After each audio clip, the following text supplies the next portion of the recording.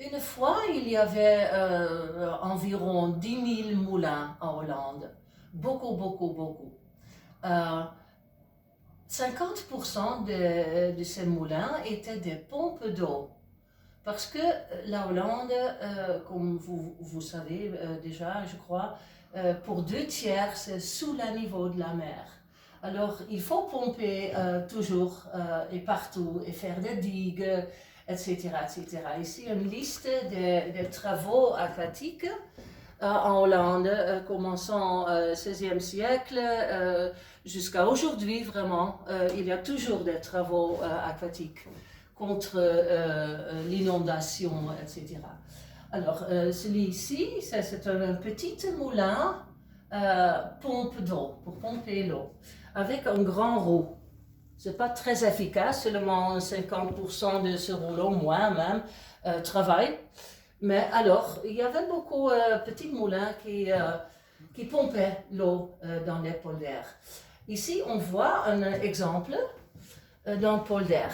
C'était un lac qui est séché par une série de moulins et plus tard par des machines à vapeur et des machines électriques.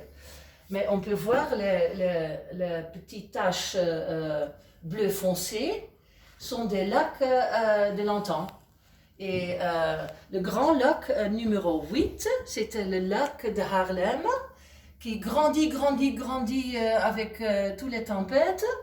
Et puis, on a dû attendre vers 1850 pour vider ce grand lac par 3 grandes machines à vapeur venues d'Angleterre. Et maintenant, l'aéroport Schiphol est dans ce lac, 5 mètres sous le niveau de la mer. Et voilà, une autre invention. C'est drôle que les moulins ont toujours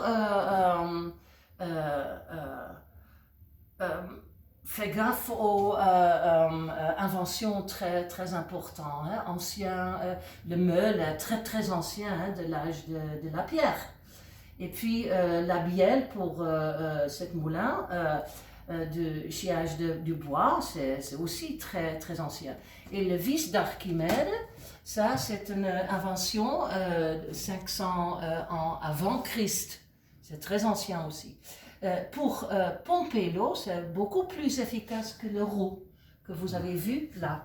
Alors, quand je tourne ça, c'est une vis d'Archimède qui peut élever, pomper l'eau facilement. On fait un poids autour et on ne perd rien du tout de l'eau. C'est beaucoup plus efficace.